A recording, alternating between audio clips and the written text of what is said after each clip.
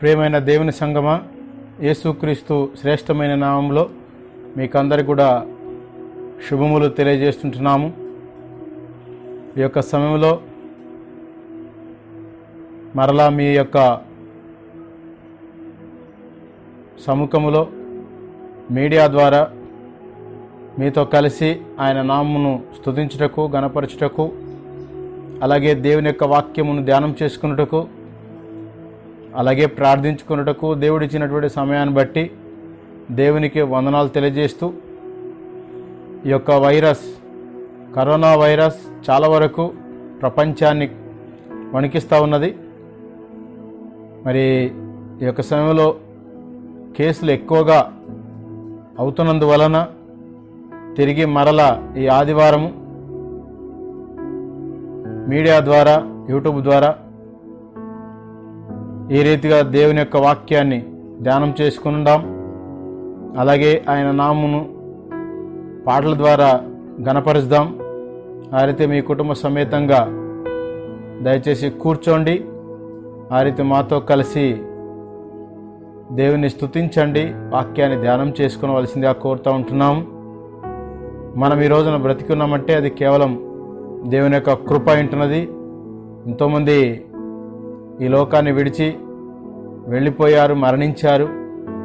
మనమైతే దేవుని యొక్క దయ వలన, దేవుని కృప చొప్పున బ్రతికి ఉంటున్నాం. ఆయన రక్షణ మన చుట్టుముట్టు ఉన్నది. దాన్ని బట్టి దేవుణ్ణి స్తుతిస్తూ ఈ సమయంలో ఈ యొక్క ఆదివార ఆరాధన కార్యక్రమాన్ని మరి ప్రార్థనతో ప్రారంభం చేసుకుందాము. అందరూ కూడా మాతో ఏకీభవించి కళ్ళు మూసి మరి ప్రార్థనలో పాల్గొనవలసిందిగా కోరుతుంటున్నాం. అలాగే మొదటి నుండి ఆఖరి వరకు కూడా మీరు ఆరాధనలో పాల్గొనవలసిందిగా కోరుతూ ఉంటున్నాం. మహాప్రేమగల తండ్రి, పరిశుద్ధుడు పరిశుద్ధుడు పరిశుద్ధుడు అని వేల కొల దూతలతో పొగడబడుచున్న మా రక్షక, నీ పరిశుద్ధమైన నామమునకు స్తుతి స్తోత్రములు తెలియజేస్తుంటున్నాం. తిరిగి నాయనా మమ్మల్ని అందరినీ ప్రభా ఈ దినమున నిన్ను ఆరాధించుకున్నటకు, స్తుతించుటకు, గణపరచుటకు మీరు మాకు ఇచ్చిన శ్రేష్టమైన సమయాన్ని బట్టి మీకు వందనాలు తెలియజేస్తుంటున్నాం. అయినా మరి యొక్క సమయంలో నీ యొక్క వాక్యాన్ని ధ్యానం చేసుకున్నటకు మాకు ఇచ్చిన సమయాన్ని బట్టి వందనాలు ప్రభా. అయినా మరి మా జీవితాల్లో మరలా ఈ రీతిగా ఆరాధించుటకు, వాక్యాన్ని ధ్యానం చేసుకున్నటకు, నీ కార్యాలను జ్ఞాపకం చేసుకున్నటకు మీరు మాకు ఇచ్చిన శ్రేష్టమైన తరుణాన్ని బట్టి నీకు వందనం తెలియజేస్తుంటున్నాం. ఎంతోమంది ప్రభా ఇలాంటి సమయాన్ని కోల్పోయి అయినా మరి మరణించి ఉన్నారు. కొంతమంది ఇంకా బలహీనతల్లో ఉన్నారు. అలాగున ప్రభా మరి మమ్మల్ని అయితే నీ యొక్క సంరక్షణ దయచేసి నీవు స్వస్థతను అనుగ్రహించి మీరు మమ్మల్ని బలపరిచారు, జీవం ఇచ్చారు. అలాగన మమ్మల్ని ప్రభా నీ యొక్క కృపలో భద్రపరుస్తున్నందుకు మీకు వందనం తెలియజేస్తూ, ఈ యొక్క సమయంలో ప్రభా ఈ యొక్క ఆరాధన ఆది అంతా మీరే అధ్యక్షులుగా నడిపించమని కోరుకుంటూ, అనేకులను కూడా ప్రభా నీ యొక్క ఆరాధనలో పాల్గొనింపజేసి వాక్యాన్ని మరి ధ్యానం చేస్తున్నప్పుడు అందరూ కూడా ధ్యానంలో పాల్గొనే విధంగా సహాయం చేయండి.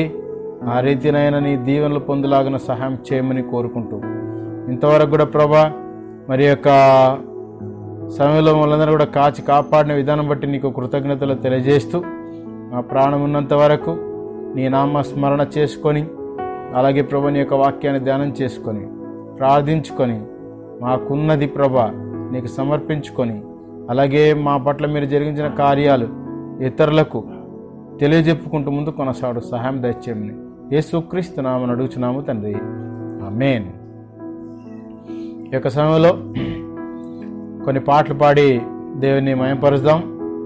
పాటలు పాడుతున్నప్పుడు మీరు కూడా మాతో కలిసి పాడవలసిందిగా కోరుతూ ఉంటున్నాం.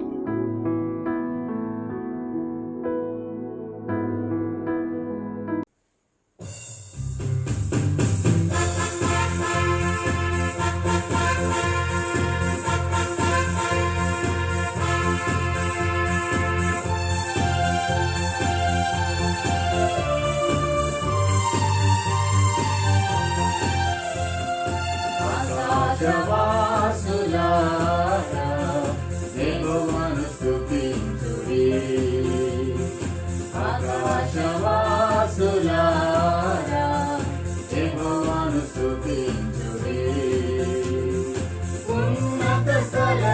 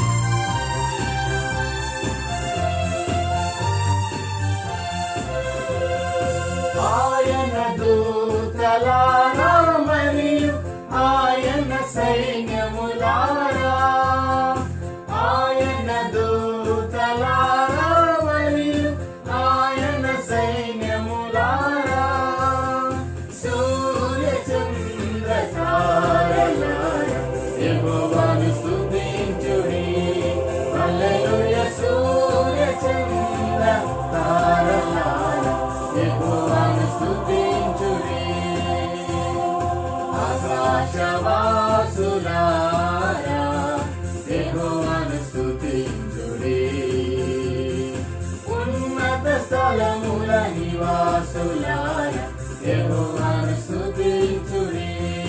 హల్లెలూయా ఉన్నత స్థలముల నివాసులారా యెహోవాను స్తుతించుడి.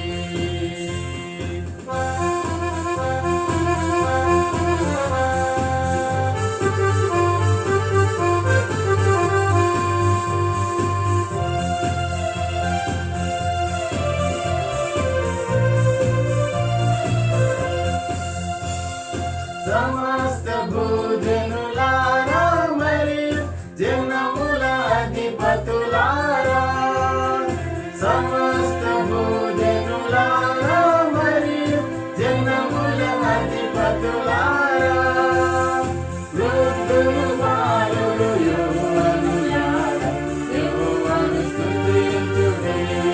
హల్లెలూయా వృద్ధులు బాలురు యెహోవానులారా యెహోవాను స్తుతించుడి. ఆకాశవాసులారా యెహోవాను స్తుతించుడి. ఆకాశవాసులారా యెహోవాను స్తుతించుడి. ఉన్నత స్థలముల నివాసులారా యెహోవాను స్తుతించుడి. హల్లెలూయా ఉన్నత స్థలముల నివాసులారా యెహోవాను స్తుతించుడి. హల్లెలూయా ఉన్నత స్థలముల నివాసులారా యెహోవాను స్తుతించుడి.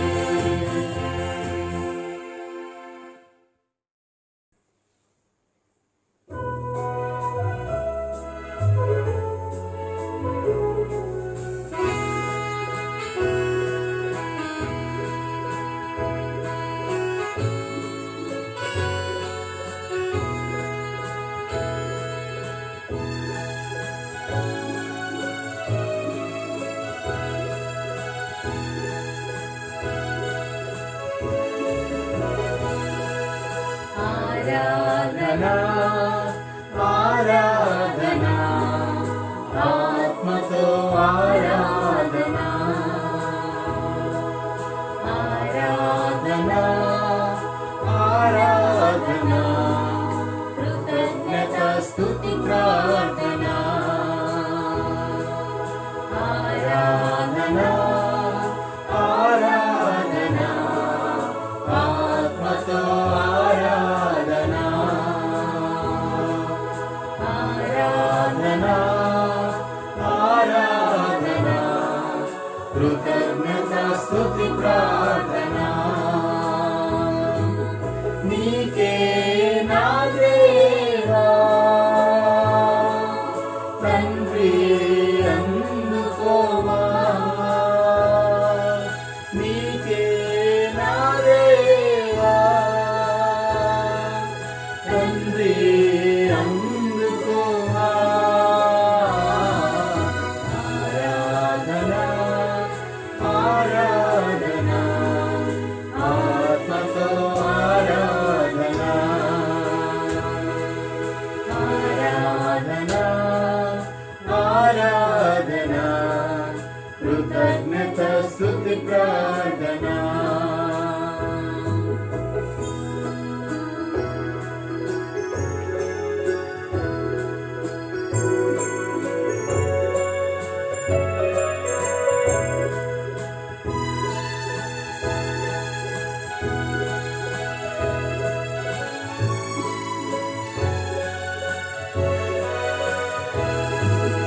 అన్నిటికీ ఆధారమైన వాడా నీకే ఆరాధనా,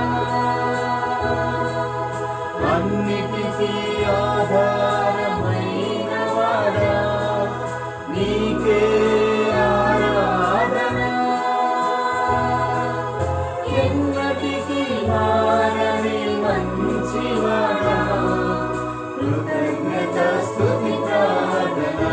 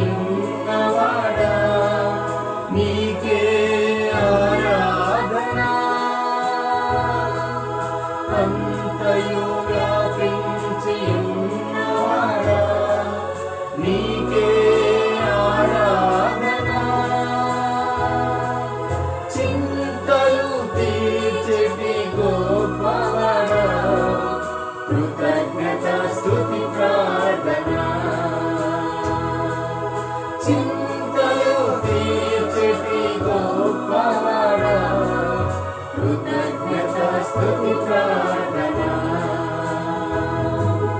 నీకే నా దేవా తండ్రి అందుకోవా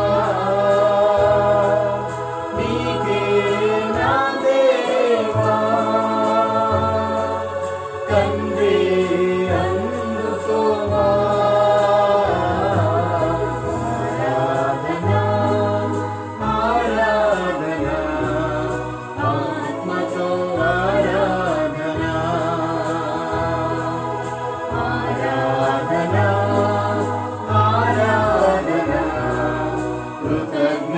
స్తుతి ప్రార్థన ఆరాధన ఆరాధన ఆత్మతో ఆరాధన ఆరాధన ఆరాధన కృతజ్ఞత స్తుతి ప్రార్థన నీకే నా దేవా తండ్రి అందుకోవా నీకే నా దేవా తండ్రి అందుకోవా ఆరాధన ఆరాధన ఆత్మతో ఆరాధన ఆరాధన ఆరాధన కృతజ్ఞత స్తుతి ప్రార్థన. ప్రియమైన సహోదరి సహోదరులారా, మరి ఈ సమయంలో వాక్యాన్ని ధ్యానం చేసుకుంటున్నప్పుడు మన హృదయాన్ని మన మనసును మరి సమస్తం కూడా దేవుని వైపు కేంద్రీకరణ చేసుకొని వాక్యాన్ని వినవలసిందిగా కోరుతూ ఉంటున్నాం. దేవుడిచ్చిన సమయాన్ని జ్ఞానవంతులు సద్వినియోగపరుచుకుంటారు, అజ్ఞానవంతులు సమయాన్ని దుర్వినియోగపరుచుకుంటారు. అలా కాకుండా మనమందరం కూడా మనస్సు హృదయము అంతరంగముతో పాటు దేవుని యొక్క వాక్యంపై కేంద్రీకరణ చేసుకొని దైవ దీవెనలు పొందవలసిందిగా కోరుతూ ఉంటున్నాం.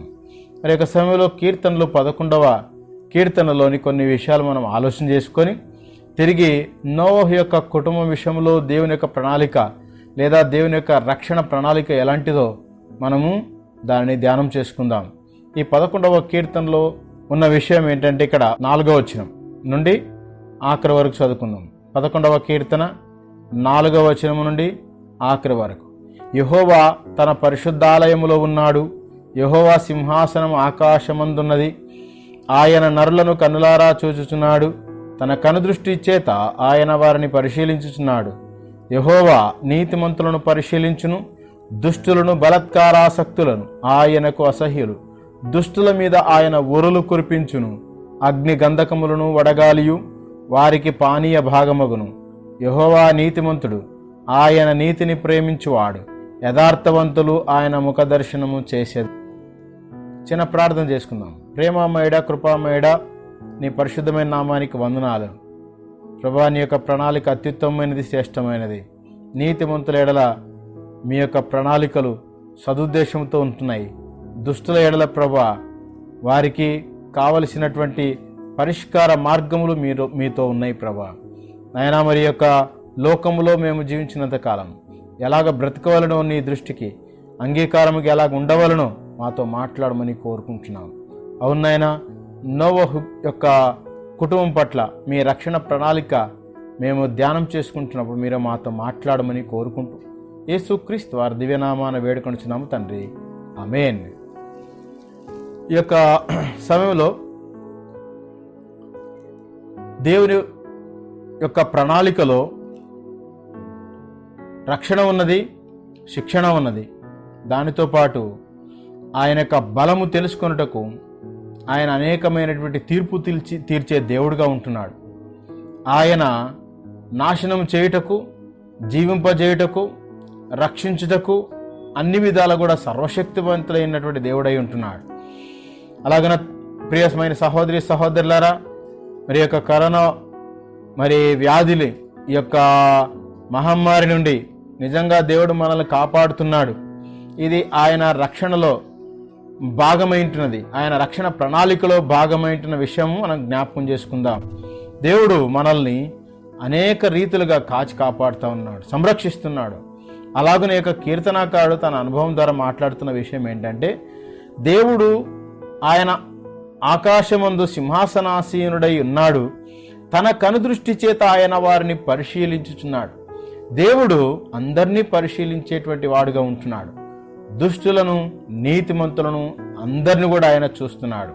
కాబట్టి ఇక్కడ మనము తెలుసుకోవలసిన విషయం ఏంటంటే, దేవుడు ఆయన అందరినీ చూస్తున్నాడు, అలాగే దానితో పాటు న్యాయాన్ని కూడా ఆయన చేసే దేవుడు, అలాగే నీతిమంతులను ఆయన సంరక్షించేటువంటి దేవుడుగా ఉన్నాడు. కాబట్టి ఈ యొక్క సమయంలో ఆయనకు కనుమరుగైనది ఏదీ లేదు.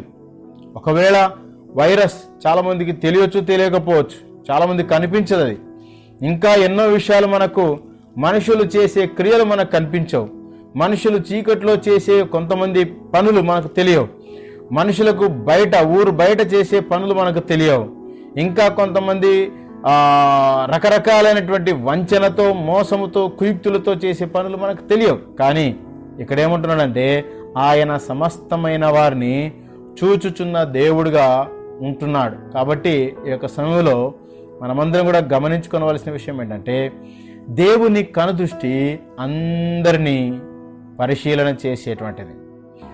ఆయన కనుదృష్టి ప్రతి ఒక్కరిని పరిశీలన చేసేటువంటి కనుదృష్టి. కాబట్టి దేవుడు, ఆయన సమస్తాన్ని సృష్టించిన దేవుడు, ప్రతిరోజు ప్రతి క్షణము ఆయన పరిశీలన చేస్తూ ఉన్నాడు. అలాగున కుటుంబంలో మరి పిల్లల విషయంలో ఏ రీతిగా అయితే తల్లిదండ్రులు ప్రతి విషయాన్ని పరిశీలన చేస్తూ ఉంటారో, అంతకంటే ఎన్నో రెట్లు ఎక్కువగా దేవుడు ఆయన అంతరంగాన్ని కూడా పరిశీలన చేయగలడు. తల్లిదండ్రులు పిల్లల యొక్క మనస్సులను మనం తెలుసుకోలేము, లేదా ఇంకా బాసులుగా ఉన్నటువంటి వారు, అధిపతులుగా ఉన్నటువంటి వారు, వారి యొక్క క్రింద ఉన్నటువంటి నౌకరుదారుల యొక్క మనసులో ఏముందో తెలియదు. పక్కల ఉంటారు మనుషులు, కానీ వారి మనసులో ఏముంటుందో తెలియదు. కానీ దేవుడైతే ఈయన పరిశీలన అన్ని రకాలుగా ఉంటుంది. ఆయన అంతరంగము పరిశీలన చేయగలడు, అలాగే బహిరంగంగా కూడా ఆయన పరిశీలన చేయగలిగిన దేవుడుగా ఉంటున్నాడు.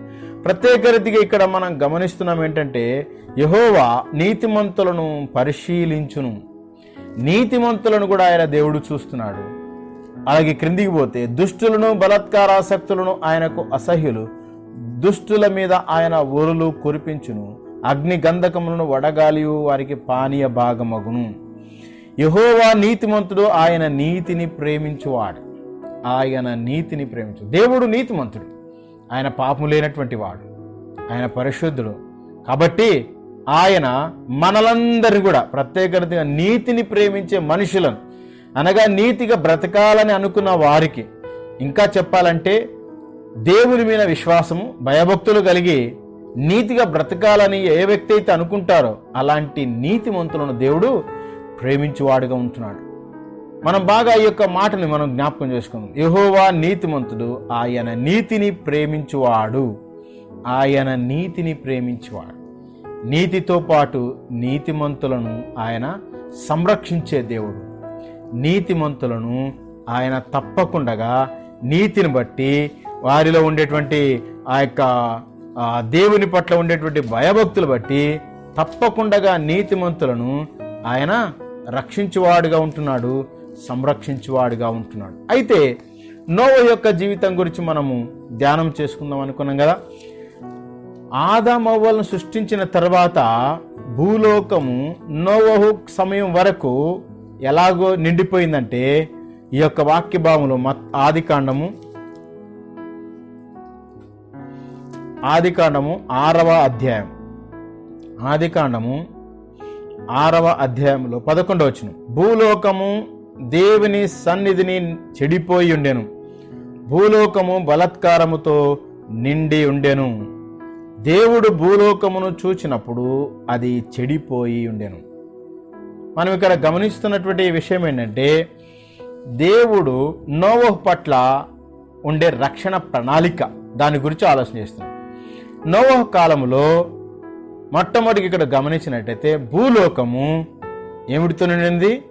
బలాత్కారముతో నిండి ఉన్నది, చెడిపోయింది. దేవుని దృష్టికి అసహ్యమైనది ఏదైనా గానీ అది చెడే. దేవుడు ఏం కోరుతున్నాడు? మంచితనం కోరుతున్నాడు, ప్రేమించే తత్వం కోరుతున్నాడు, పాపం లేని తనం కోరుతూ ఉంటున్నాడు. అలాగున దేవునికి లోబడాలని కోరుతున్నాడు.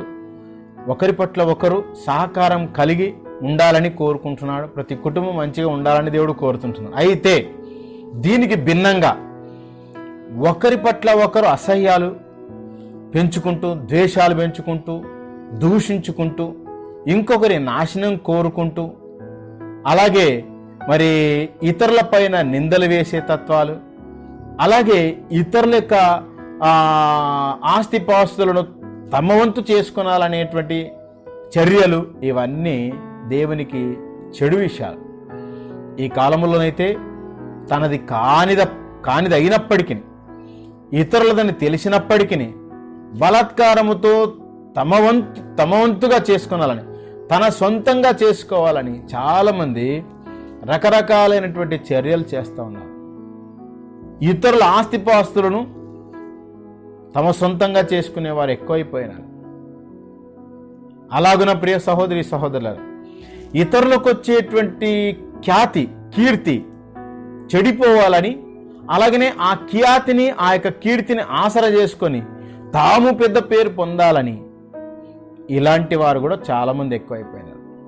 ఇటు ఆస్తే కాదు, ఇటు ఇంకా రకరకాలైనటువంటి రీతులుగా బలాత్కారముతో, దౌర్జన్యముతో లోకము ఆ కాలములోనే నిండిపోయింది. అందుకే దేవుడు ఇక్కడ ఏమంటున్నాడంటే, నరులను చేసినందుకు ఆయన సంతాపపడ్డాడనేది ఉన్నది. 5వ వచనములో, ఆదికాండము 6వ అధ్యాయము 5వ వచనం, నరుల చెడుతనము భూమి మీద గొప్పదనియు, వారి హృదయం యొక్క తలంపుల్లోని ఊహ అంత ఎల్లప్పుడు కేవలము చెడ్డదని యెహోవా చూచి తాను భూమి మీద నరులను చేసినందుకు యెహోవా సంతాపము నుండి తన హృదయములో నొచ్చుకొనెను. ఈ యొక్క వాక్యాన్ని పరిశీలన చేసినప్పుడు ఆయన ఏమని చూసినాడు? ఇక్కడ మనసులో వారి హృదయం యొక్క తలంపులలోని ఊహ అంతయు ఎల్లప్పుడు కేవలము చెడ్డదని యెహోవా చూచి. పైన చూపు కాదు అనేది, దేవునిది అంతటిని చూసే దేవుడు. హృదయ అంతరంగములో పుట్టే ఊహను కూడా ఆయన చూసే దేవుడు. అలాగన ప్రియ సహోదరి సహోదరులారా, మనము పగలు రాత్రి ఎక్కడ ఉన్నా, మంది ఉన్నప్పుడు, ప్రజల్లో కాకుండా సీక్రెట్గా ఒంటరిగా ఉన్నప్పుడు మనం ఏం ఆలోచన చేస్తున్నామో ఆ ఆలోచన మొదటిగా పుట్టే ఊహతో సహా దేవునికి సమస్తము తెలుసు. కాబట్టి ఈ యొక్క విషయంలో గమనించాలా, దేవుడు మన యొక్క పట్ల ఆయన యొక్క ప్రణాళిక చాలా గొప్పదిగా ఉంటుంది. అయినప్పటికీ కొన్నిసార్లు మనం ఏం చేస్తున్నామంటే, ఆయన రక్షణలో ఉండేటువంటి ఆశీర్వాదాలను కోల్పోయేటువంటి దిశలో కొనసాగుతున్నాం.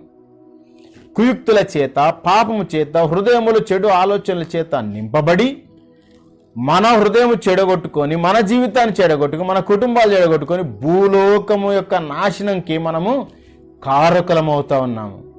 ఈ యొక్క వాక్య భాగములో మనం గమనించినట్టయితే క్రిందికి పోతే, భూలోకములో నరులు చెడ్డవారుగా అయిపోయినారు. వారి ఊహ చెడ్డదిగా అయినందుకు దేవుడు ఏమి తీర్మానం చేసుకున్నాడంటే, భూమి మీద ఉండేటువంటి అంతటిని ఆయన నాశనము చేయాలని తీర్మానం చేసింది. 7వ వచనం, అప్పుడు యెహోవా, నేను సృజించిన నరులతో కూడా జంతువులను, పురుగులను, ఆకాశ పక్షాదులను భూమి మీద ఉండకుండా తుడిచివేయుదును. ఎలయనగా నేను వారిని సృష్టించినందుకు సంతాపము నుండి ఉన్నానని. దేవుడు నరులు చేసినటువంటి ఈ యొక్క కార్యాలను బట్టి, బలాత్కారాలను బట్టి, చెడు విషయాలను బట్టి ఆయన ఏం చేయాలనుకున్నాడు? భూమిపైన ఉన్నటువంటి అందరినీ ఆయన నాశనం చేయాలనుకున్నాడు. ఇప్పుడు కూడా అదే తలంపు వస్తుంది కదా మనకు కూడా. ఈ యొక్క కరోనా వైరస్ ద్వారా లక్షల మంది, చాలామంది చనిపోతా ఉన్నారు, చాలామంది చనిపోతున్నారు. నిజంగా దేవుని తీర్పులు అప్పుడప్పుడు తెలుసుకోవాలి, ఆలోచన చేయాలి. బైబిల్లో ఎన్నో చరిత్రలు ఉన్నాయి. ఒకటి ఆలోచన చేద్దాము. అబ్రాహాముతో ఇక్కడ ఏమని మాట్లాడుతున్నాడంటే, 105వ కీర్తనలో 6వ వచనం, ఆయన చేసిన సూచక క్రియలను, ఆయన నోటి తీర్పులను జ్ఞాపకము చేసుకునుడి. దేవుని తీర్పులను కూడా అప్పుడప్పుడు జ్ఞాపకం చేసుకునాల. ఇక్కడ దేవుడు టోటల్గా భూమిని నాశనం చేయాలన్న తీర్పు కేవలము నరుల యొక్క చెడుతనమే, నరుల యొక్క బలాత్కారం, నరుల యొక్క దౌర్జన్యం. నరులు దేవుని యొక్క భయం లేకుండా అయిపోయింది. మంచితనం చెయ్యాలనే ఆశ కోల్పోయినారు. అయితే భూలోకమంతటా దేవుడు పరిశీలన చేస్తున్నప్పుడు ఒక్కడు కూడా నీతిమంతులుగా కనిపించలేదు అనింది. ఎవ్వరు కూడా దేవుని దృష్టికి నీతిమంతులుగా లేనేలేరు. అందుకే దేవుడు భూమిపైన ఉన్నటువంటి సమస్తాన్ని ఆయన నాశనం చేయాలని కోరుకుంటున్నాడు. ఇక్కడ రెండవదిగా మనం గమనించినట్లయితే 8వ వచనం, ఆదికాండము 6వ అధ్యాయం 8వ వచనంలో, అయితే నోవహు యెహోవా దృష్టి యందు కృప పొందినవాడాయను. దేవుడు నోవహును కూడా పరిశీలన చేశాడు.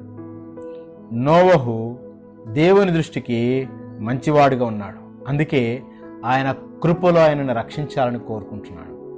ఆయన కృపను ఆయన కుమ్మరించాలనుకుంటున్నాడు. నోవహు పట్ల దేవుడు దయగలిగిన వాడిగా ఉన్నాడు, కరుణామయుడిగా ఉన్నాడు.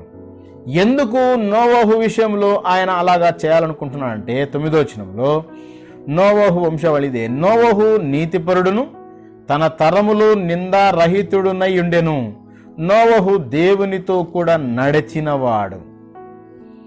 ఈ యొక్క క్వాలిటీస్ లేదా క్వాలిఫికేషన్స్ ఈ యొక్క నోవహులో చూశాడు దేవుడు. ఎలాంటి వాడుగా ఉన్నాడు? నీతిపరుడును తన తరములో నిందారహితుడునై ఉండెను. నోవహు దేవునితో కూడా నడచినవాడు. 3 లక్షణాలు ఇక్కడ మనము గమనిస్తూ ఉంటున్నాం.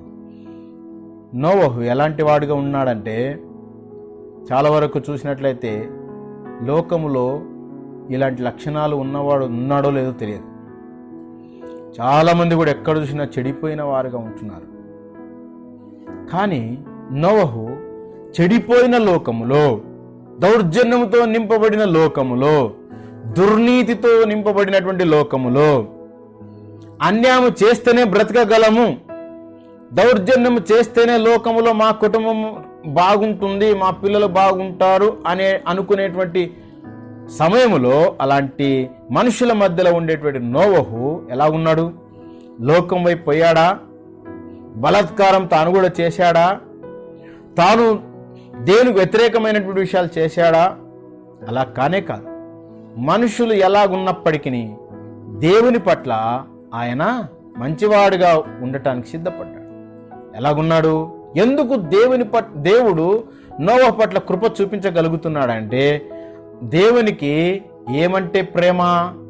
నీతి అంటే భలే ప్రేమ. ఇంతకుముందు చూసాం కదా, యెహోవా నీతిమంతుడు, ఆయన నీతిని ప్రేమించువాడు. ఇక్కడ కూడా నోవహు నీతిమంతుడిగా జీవించాడు.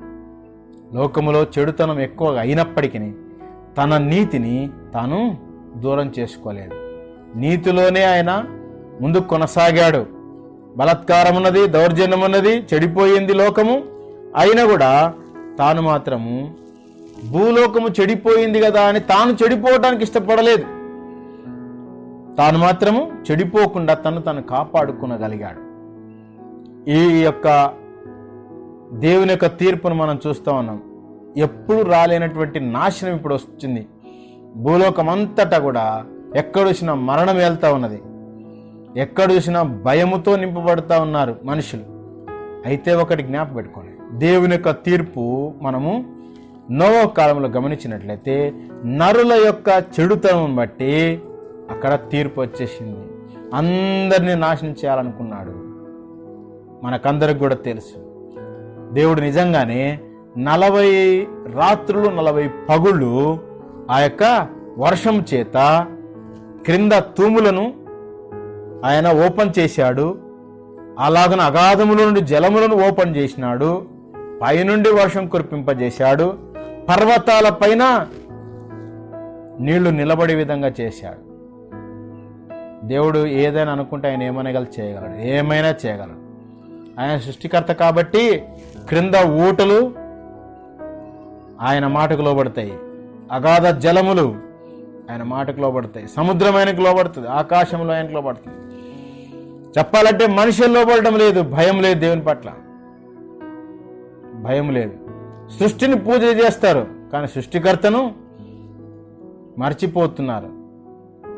దేవునికి కోపం రాదా?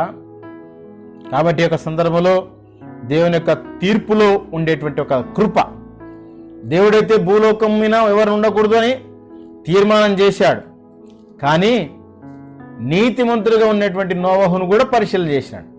మెజారిటీని చూసినాడు. ఇక్కడ మెజారిటీ పట్ల దేవుడు ఉన్నాడా? మెజారిటీ ఏమైంది లాస్ట్కి?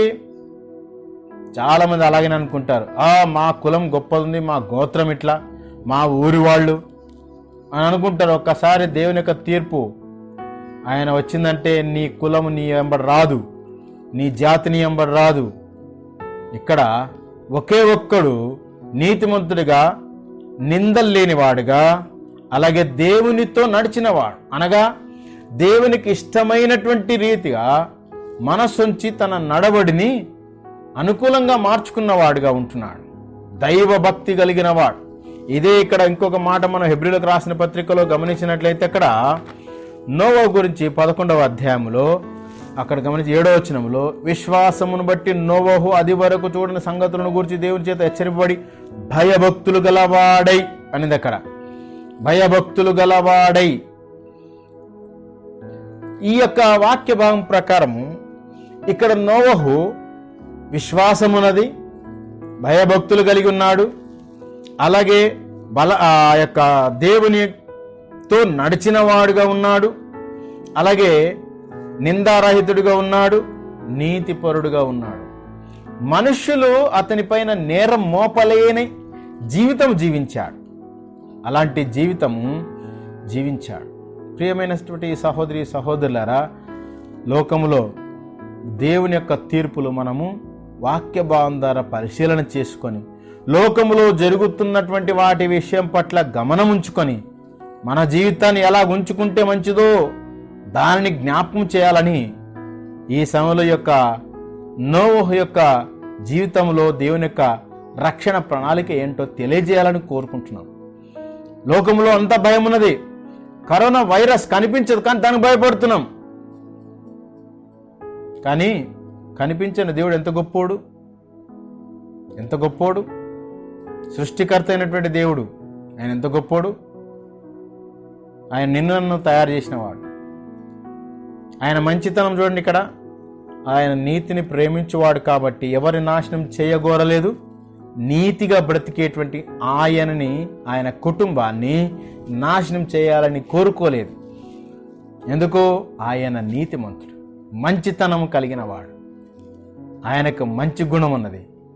ప్రియ సహోదరి సహోదరులారా, దుష్టులను ఆయన ఎందుకు నాశనం చేస్తున్నాడంటే వాళ్ళ లోపల దేవుణ్ణి జ్ఞాపకం చేసుకునేది లేదు, దేవుని భయం లేదు.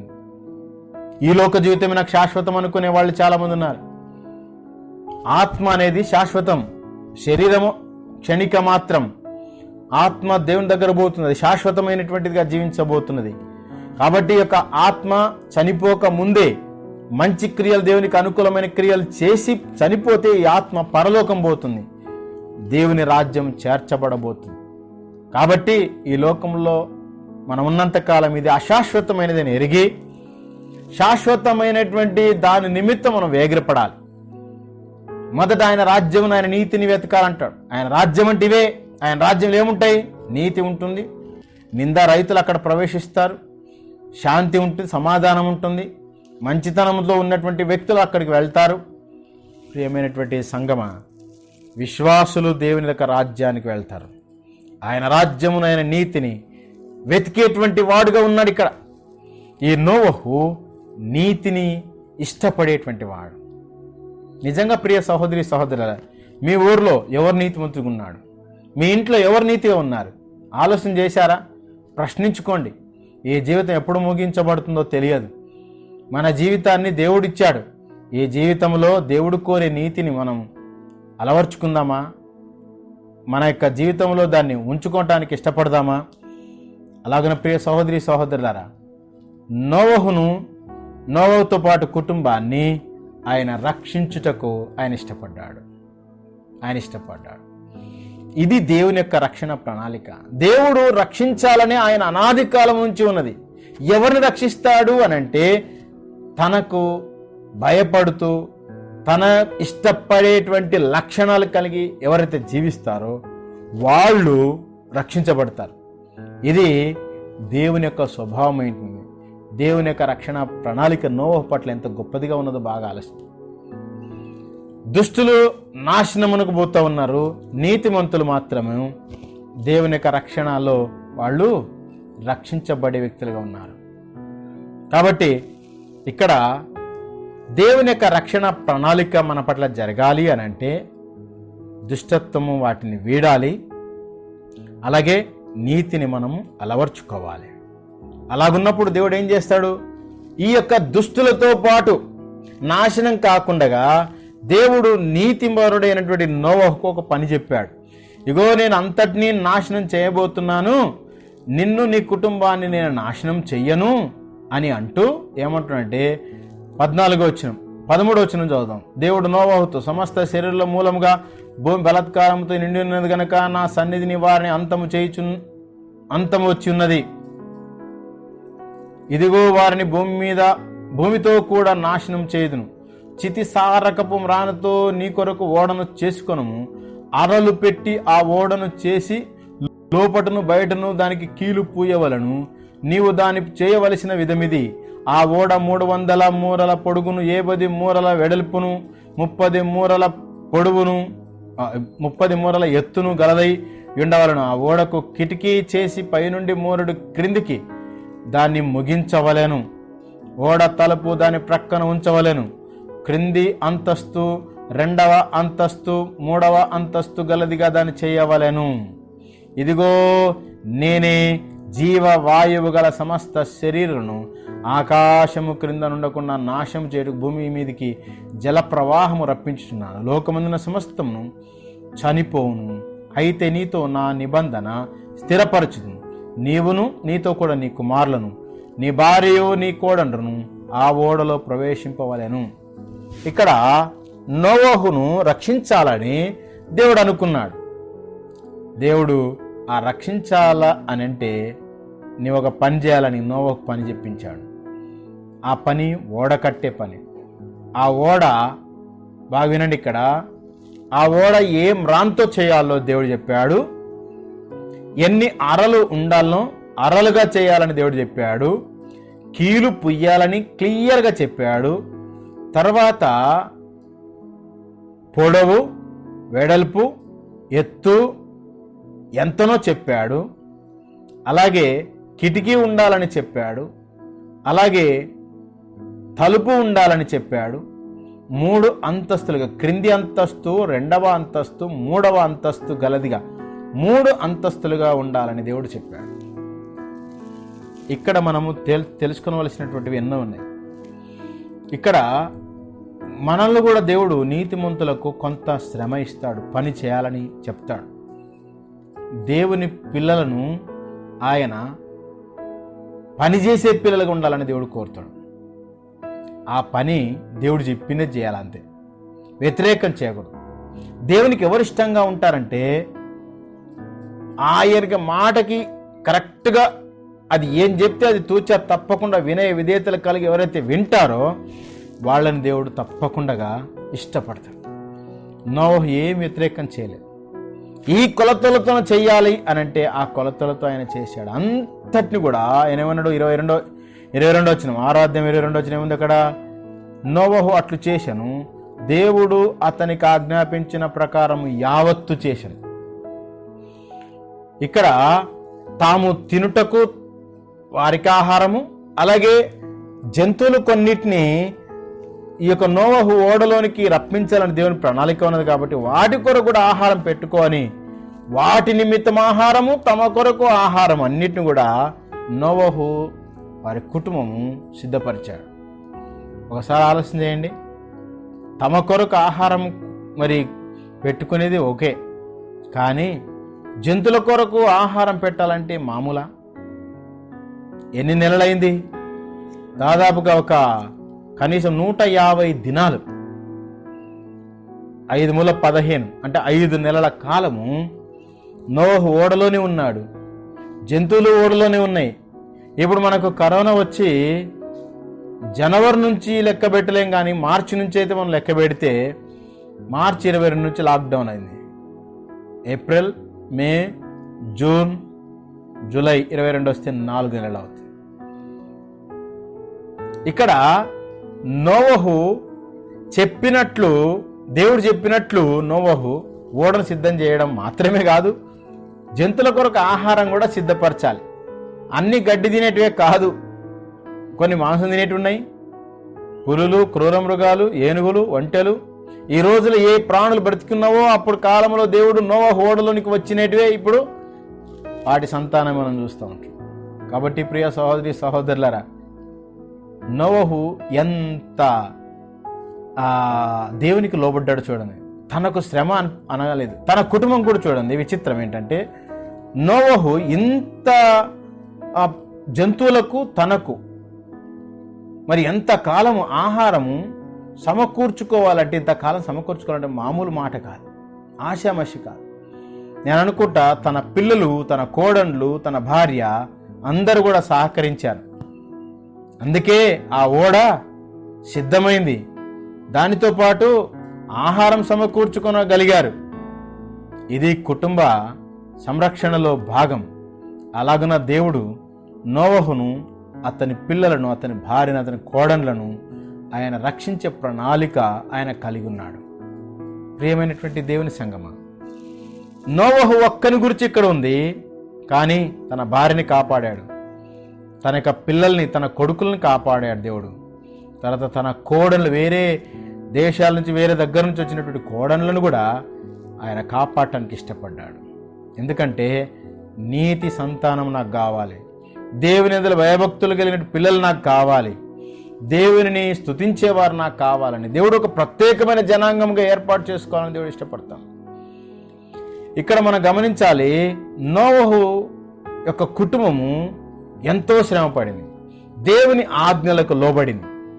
ఇక్కడ దుష్ట ఆలోచనలు కలిగినటువంటి మనుషులను చూశాము, దుష్టత్వంతో నింపబడినటువంటి భూలోకాన్ని చూశాం.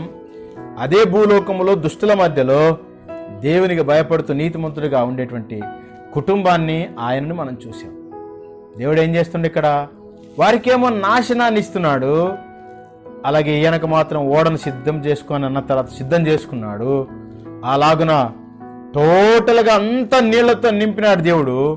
నోవహు ఓడ పైన అది తేలాడుతూ ఉన్నది. ఇలాగున నీళ్లు ఇంకిపోయేంత వరకు వాళ్ళు పడవలోనే ఉన్నారు. దేవుడు నోవహు కుటుంబాన్ని అలాగ సంరక్షించాడు. నీళ్లలో అందరు చనిపోయినారు, నీతిమంతులను నీళ్ల పైన ఉండి అలాగ పెట్టుకొని దేవుడు కాపాడాడు. మనం ఏం చూసాము? దేవుడు అందరినీ పరిశీలన చేసేటువంటి దేవుడుగా ఉన్నాడు. నీతిమంతులను కూడా ఆయన పరిశీలన చేస్తూ ఉన్నాడు. ప్రియమైన సహోదరి సహోదరుడా, మనల్ని కూడా దేవుడు కాచి కాపాడాలంటే దుష్టత్వాన్ని, బలత్కారాన్ని, దౌర్జన్యాన్ని, లంచగొండితనాన్ని, ఇప్పటికి కూడా ఇన్ని మరణాలు జరుగుతుంటే కూడా మతపరమైనటువంటి భేదాభిప్రాయాలు కలిగించేవారు చాలామంది ఉన్నారు. అలాగే డబ్బుకు ఆశపడి, కకృతిపడి, దౌర్జన్యంతోన ఎన్నో రకరకాలుగా డబ్బులు వసూలు చేసేటువంటి వారు, అన్యాయమైన డబ్బులు వసూలు చేసేవారు ఇప్పటికీ ఉన్నారు. దానితో పాటు కక్షలు పెంచుకొని, ఒకరిపైన ఒకరు కక్షలు పెంచుకొని, ద్వేషాలు పెంచుకొని చంపుకునేవారు చాలామంది ఉన్నారు. ఇంతగా మన కళ్ళెదురుగి ఇంత దేవుని యొక్క ఉగ్రత కనిపిస్తుంటే కూడా మనుషుల లోపల కనీసం ఆ హృదయము నిజంగా కరిగిందేమన్నా? దేవుడు కేవలం ఎందుకు నడిపిస్తున్నాడు ఇవన్నీ అంటే, ఎందుకు రప్పిస్తున్నాడు తెలుసా? మనలో దేవుని భయం రావాలని, దేవుని పట్ల మనము మన దృష్టి సారించాలని, దేవుని యొక్క భయభక్తులు మనం పెరగాలని దేవుడు ఆశపడుతున్నాడు. కాబట్టి దయచేసి ప్రియ సహోదరి సహోదరులరా, ఈ యొక్క వాక్యం వింటున్నటువంటి వారు మరి నీతిమంతులుగా ఉన్నారా? మీరు దేవుని యందు విశ్వాసం కలిగి ఉన్నారా? నిందారహితులుగా ఉన్నారా? దేవునితో కలిసి నడిచేటువంటి సమ్మతి గల మనసు నీకున్నదా? విశ్వాసం ఉన్నదా? కాబట్టి ప్రియమైనటువంటి సహోదరి సహోదరులారా, ఈ యొక్క లక్షణాలు, దేవుని రాజ్య సంబంధ లక్షణాలుంటే నీ కుటుంబానికి ఆయననే ఓడగా, ఈ మరణము రాకుండగా, ఆ రోజుల్లో సముద్రం నీళ్ళ నుండి దేవుడు కాపాడిన దేవుడు ఇప్పుడు మరణం నుండి, తెగుళ్ల నుండి, వ్యాధుల నుండి, అన్నిటి నుంచి దేవుడు కాపాడగలిగిన వాడు మనకున్నాడు. అది జ్ఞాపకం పెట్టుకోవలసిందిగా కోరుతూ ఉంటున్నాం. దానియేలును సింహం బోను నుంచి కాపాడలేదా? ఇదే నీళ్ల నుంచి ఈ యొక్క నోవహు కుటుంబాన్ని రక్షించిన దేవుడు యోనాని, నీళ్ళ లోపల చేప గర్భములో ఉన్నాడు కదా యోనా.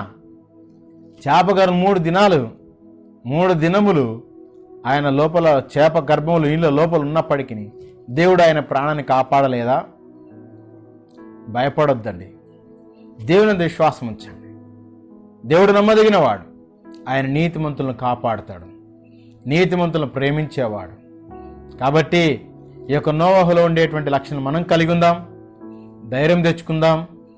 అలాగున ఈ యొక్క వైరస్ బాధితుల విషయంలో ప్రార్థన చేస్తూ మనము భయపడకుండా దేవుని విశ్వాసంతో ఉందాం.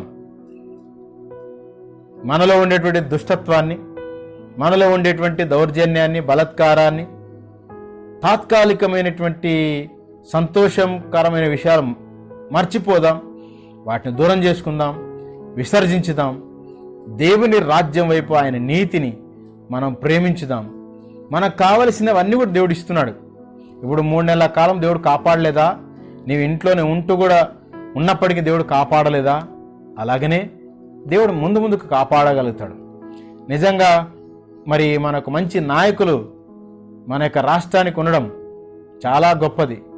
అందరినీ కూడా ఆయన, మరి మన ముఖ్యమంత్రి గారు అందరి పట్ల కూడా ఆయన మరి రకరకాలుగా సహాయ సహకారాలు అందిస్తాం. దేవుడు ఏ సమయానికి ఎలాగా అందించాలనో ఆయన అందించగలడు. అలాగున మరి మన ప్రైమ్ మినిస్టర్ మోదీ గారి గురించి కూడా ప్రార్థనలో జ్ఞాపకం చేసుకున్నాలా. అలాగున అధికారులందరూ మనం జ్ఞాపకం చేసుకుందాం.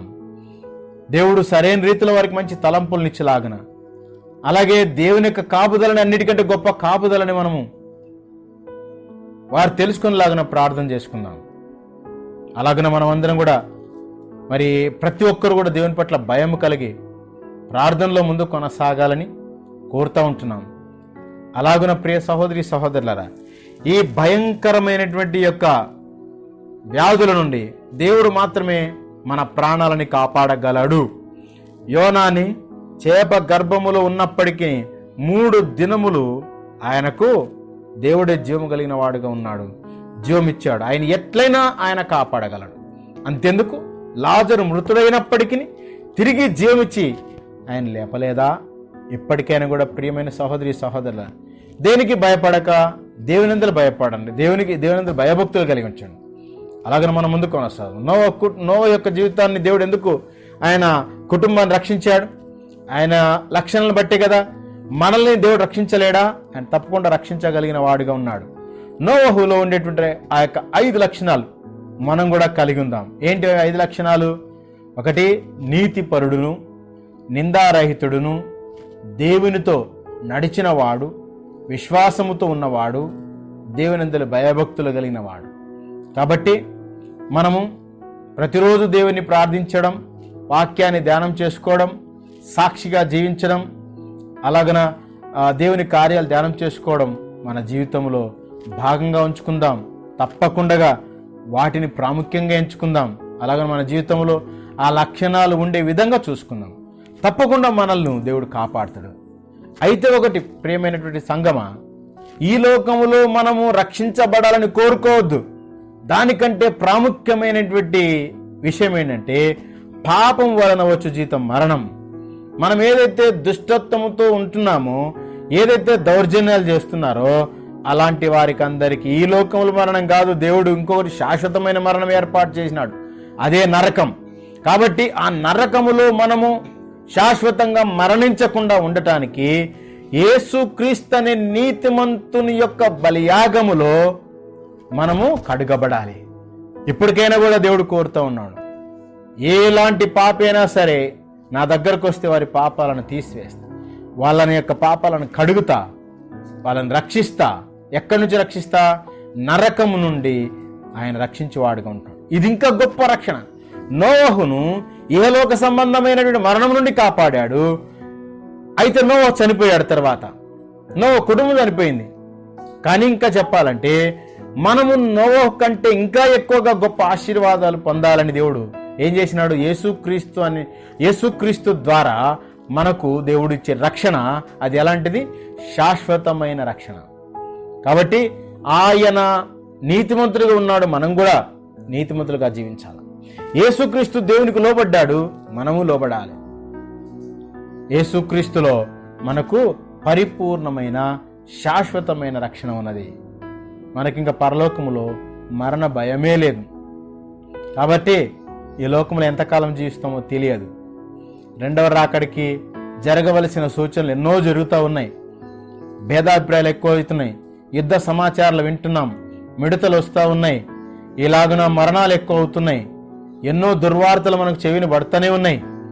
కానీ వాటన్నిటిలో కూడా నీతిమంతుడు ధైర్యంగా ఉండాలి. అలాగున దేవుడు నిజంగానే నీతిమంతుల వైపు ఉన్నట్లు నోవహు ద్వారా ఆయన రుజువు చేసుకున్నాడు. కాబట్టి నీ నీతిని కూడా ఆయన మరి స్థాపించాలనుకుంటే ఇంతమంది ఏమైనప్పటికీ నిన్ను నీ నీతిని బట్టి దేవుడు తప్పకుండా ఆయన సంరక్షిస్తాడు. ఆ యేసుక్రీస్తు ద్వారా మనకొచ్చే శాశ్వతమైన రక్షణను మనం పోగొట్టుకోవద్దు, నిర్లక్ష్యం చేయొద్దు. దేవుడిచ్చిన రక్షణ భాగ్యాన్ని, చాలామంది దేవుడిచ్చిన రక్షణ భాగ్యాన్ని ఎంతోమంది తమ యొక్క శరీరాశలకు, నేత్రాశలకు, అలాగున జీవపు డంబానికి, మరి ఇహలోక సంబంధమైన ఆశలకు లోనే దేవుని యొక్క శాశ్వతమైన రక్షణను కోల్పోయిన వారు చాలామంది ఉన్నారు. కాబట్టి ప్రియమైనటువంటి సంగమా, మనమందరం కూడా మేల్కొందాం. ఈ యొక్క సమయంలో దుష్టత్వాన్ని దేవుడు ద్వేషిస్తాడు, నీతిని ఆయన ప్రేమిస్తాడు. అలాగే నీతిమంతులకు ఆయన నిజమైన శాశ్వతమైన రక్షణ ఇచ్చేటువంటి దేవుడుగా ఉన్నాడు. దేవుడు అలాంటి తన యొక్క ప్రణాళికలో నోవహును ఏ రీతిగా సంరక్షించాడు, అలాగన మనలందరినీ కూడా ఆయన కాచి కాపాడును గాక. ప్రార్థన చేసుకుందాం. మహాప్రేమగల తండ్రి, కృపగల దేవ, పరిశుద్ధ నీతిమంతుల దైవ స్వరూపి, నీ పాదముల వందనములు. తిరిగి ప్రభా, ఈ లాక్డౌన్ పరిస్థితుల వలన, ఈ కరోనా వైరస్ ఎక్కువగా వ్యాప్తి చెందుతున్నందువలన ఆయన మరి తిరిగి ఈ యొక్క యూట్యూబ్ ద్వారా ఆయన నీ యొక్క వర్తమానాన్ని అందించే భాగ్యాన్ని, అలాగే యూట్యూబ్ ద్వారా అందరం కూడా కలిసి నేను స్తుతించే భాగ్యాన్ని మాకు అనుగ్రహించింది మీకు వందనాలు. దీని ద్వారా ఆయన కూడా ప్రభు అనేకులు వర్తమానాన్ని విని స్తుతిలో పాల్గొని నీ దైవద్యములు పొందేలాగిన సహాయం దయచేయి. ప్రభా, నీవు నీతిని ప్రేమించే దేవుడు, మంచితనాన్ని ప్రేమించే దేవుడు.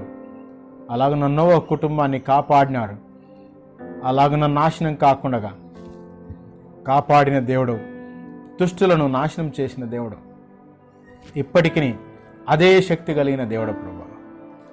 మీకు అసాధ్యమైనది ఏదైనా చేయగలరు ప్రభా. ఇప్పటికైనా భయముతో, వణుకుతో ఎంతోమంది చనిపోతూ ఉన్నారు, ఎంతోమంది కరోనా వైరస్తో బాధపడుతున్నారు, రకరకాలైనటువంటి రీతులుగా చనిపోతున్నటువంటి ఈ సందర్భాలను ప్రతి ఒక్కరు కూడా ప్రభా నీ యందు భయభక్తి కలిగి, నీతిమత్వాన్ని కలిగి, అలాగే నిందారహితంగా జీవించి నీతో నడిచేటి సమ్మతి గల మనసును కలిగి ముందు కొనసాటకు, అలాగే విశ్వాసంతో కొనసాడు సహాయం దయచేయి. నైనా నీతిమంతుడు సింహం వలె ధైర్యంగా ఉంటాడన్నారు వాక్యము. ఆ రీతినైనా మరి నీ యొక్క వాక్యాన్ని వింటున్న ప్రతి ఒక్కరు కూడా ప్రభా, నిన్ను నమ్ముకున్న ప్రతి ఒక్క వ్యక్తి కూడా నోవహు కుటుంబాన్ని కాపాడిన దేవుడే ఇప్పుడు కూడా ఉన్నాడు. నన్ను, నా కుటుంబాన్ని, మమ్మల్ని అందరినీ, మా సంఘములను, తన బిడ్డలను విడవక కాచి కాపాడుతాడు అనే విశ్వాసాన్ని ప్రతి ఒక్కరు కలిగి ఉండుటకు అలాంటి ధైర్యం దయచేయండి. నైనా మీ రాకడ సమీపంగా ఉన్నందుకు మేమందరం కూడా ప్రభా నైనా వాక్యానుసారమైనటువంటి వధువుగా పరిశుద్ధంగా సిద్ధపడటకు సహాయం దయచేయమని కోరుకుంటున్నాను.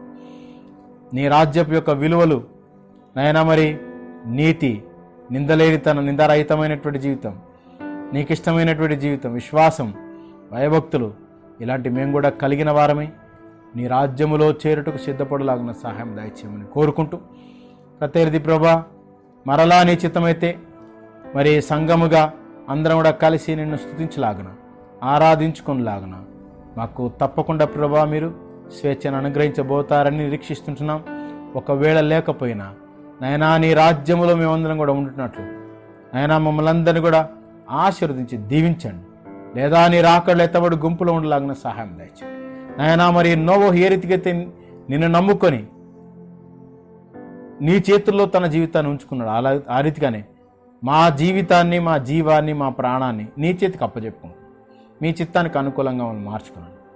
ఈ సమయంలో ప్రత్యేకత ప్రభా బలహీనతలతో బాధపడుతున్న వారిని, అయినా కరోనా వైరస్తో బాధపడుతున్న వారిని మీరే ముట్టండి, స్వస్థపరచండి.